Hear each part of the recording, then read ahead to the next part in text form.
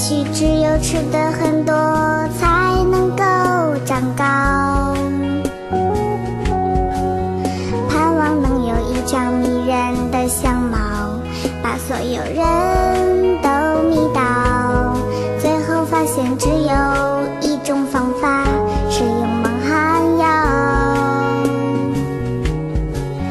长大之后无奈进入了社会，我总是睡不着，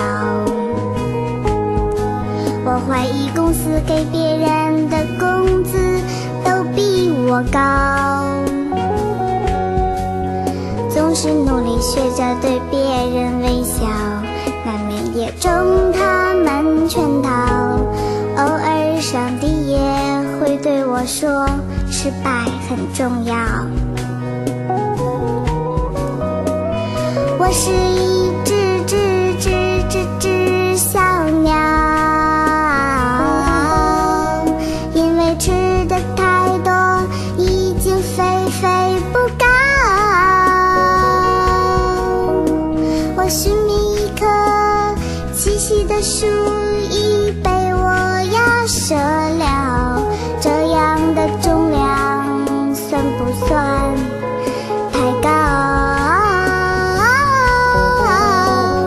我是一只